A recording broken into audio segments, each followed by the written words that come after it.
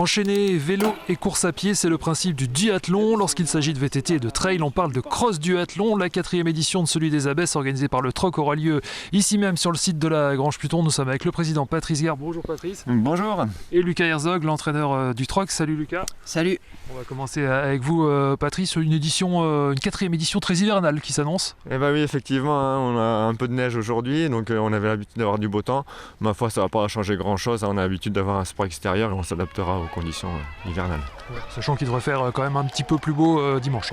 Exactement, on attend un petit peu des éclaircies pour dimanche. On va juste être un petit peu mouillé demain pour la préparation, mais nos bénévoles sont équipés. Bon, on imagine que vous êtes impatient, ça fait 2 ans que l'épreuve n'a pas eu lieu. Exactement, on est impatient. 2 ans où on a annulé l'épreuve à cause du Covid. Cette année, on est encore un tout petit peu impacté parce que le Covid circule toujours et nos bénévoles, on a eu des cas positifs aussi cette semaine. Mais c'est important à la fois pour le club, pour les licenciés, pour les parents et les bénévoles de pouvoir revenir sur la manifestation et passer une bonne journée tous ensemble. Le principe, on le connaît, c'est enchaîner trail et VTT. Rappelez-nous les distances pour les adultes. Alors pour les adultes, donc on aura une boucle de 2 km en course à pied à faire 2 fois au départ. Ensuite, une boucle de 4 km à faire 3 fois en VTT. Et une dernière boucle de 2 km à faire en course à pied à la fin. Sur un site et des sentiers très sympas qu'on connaît mais qui vont être un petit peu boueux du coup. Exactement, ici on est sur la Grange-Pluton, un beau domaine avec une belle forêt, donc des petits singles sympathiques, pas trop techniques, mais voilà, un peu d'humidité pour dimanche. Le support du championnat Grand Est, c'est une première ou est-ce qu'il y a beaucoup de concurrence pour être support? Alors pour nous c'est en effet une première, hein. On a fait demander déjà en 2020 le label Grand Est, donc avec les annulations on l'a eu quand même cette année. Donc c'est vrai que ça demande un petit peu plus d'organisation. Ma foi, on va avoir des belles têtes d'affiches aussi sur l'épreuve, donc ça c'est important pour nous. Et puis on est mobilisés pour avoir une épreuve de qualité dimanche prochain. Ouais. Quelques noms par exemple des Alsaciens, on suppose, des Meurthe-et-Mosellans qui viennent ici? Exactement, principalement de Nancy, un peu de Colmar aussi. Il y a 2-3 beaux clubs à Colmar qui sont réputés pour du cross triathlon et donc ils vont venir jouer la gagne dimanche. Voilà. Quelques guest stars aussi, dont un qui connaît bien les sentiers du coin? Un qui connaît parfaitement les sentiers du coin, c'est Rémi Absalon, hein, donc il va faire une équipe, un relais. Lui il prendra la partie VTT forcément et je pense qu'il sera à l'aise sur ce parcours. Ouais, ça devrait le faire pour Rémi. Combien d'inscrits chez les adultes? Alors on a une 60aine d'inscrits aujourd'hui chez les adultes et quasiment une centaine d'enfants. Donc là c'est un gros plus pour nous parce qu'on aura 2 belles courses enfants qui seront bien remplies, ça c'est vraiment important. C'est là que vous intervenez, Lucas, notamment pour l'échauffement, prendre en charge ces jeunes? Oui, bien sûr. Nous, au niveau du club, notre axe principal est vraiment axé sur notre école de triathlon.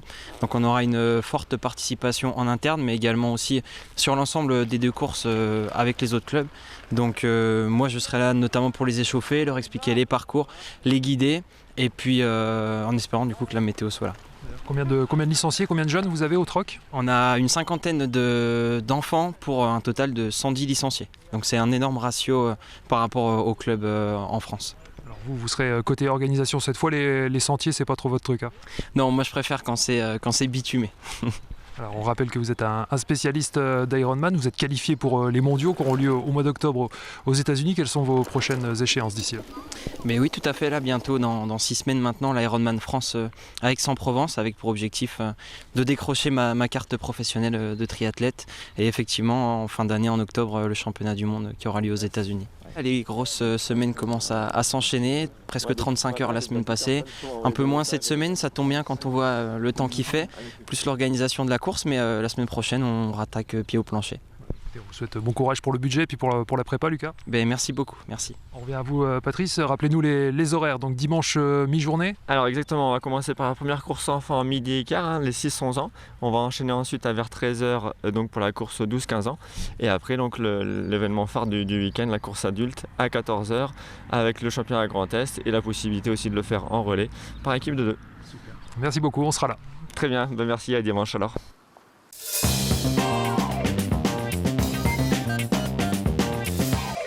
Dans le reste de l'actualité sportive, du basket avec la 4e journée de la poule de maintien de NM1 pour l'ASGE qui, à moins d'un incroyable concours de circonstances, se dirige tout droit vers la relégation. Les Golbéos Spinaliens peuvent cependant encore sauver leur honneur avec la réception ce vendredi de l'adversaire le plus abordable sur le papier, Bordeaux, la Lanterne Rouge, entre deux d'envoi à 20h au Palais des Sports. En National 3, nouvelle occasion d'entériner leur maintien pour les garçons de l'effort basket Mirecourt, 7e avec 2 points d'avance sur la zone rouge, mais qui auront fort à faire ce samedi face à la réserve de Mulhouse Fachstadt 3e. Début de la rencontre à 20h en salle Claude Accard. Duel de milieu de tableau pour les Mirkursiennes déjà maintenues et qui se déplacent à Wittenheim. En football, alors que le SAS est au repos ce week-end, les deux formations vosgiennes de National 3 seront sur le pont à domicile. Après avoir renoué avec le succès mercredi face à Bissheim, l'US Raon l'étape 2e voudra enchaîner ce samedi face à un mal classé Saint-Louis-Nevègue, dirigé désormais par l'ancien coach raonais Jean-Philippe Séchet. Coup d'envoi à 18h au stade Paul Gasser. À la même heure, mais au stade Robert Seyer, le Estaon 5e accueillera Prix-les-Mézières 8e, mais à seulement 3 points. Bon résultat obligatoire pour rester au contact du podium à 8 journées de la fin du championnat. Enfin, 2 rendez-vous course nature au choix ce week-end. Le premier en pleine avec les foulées de Mirecourt, Trail des Luthiers. 2 parcours découvertes au programme de 8 ou 14 km avec des départs respectivement à 9h45 et 10h.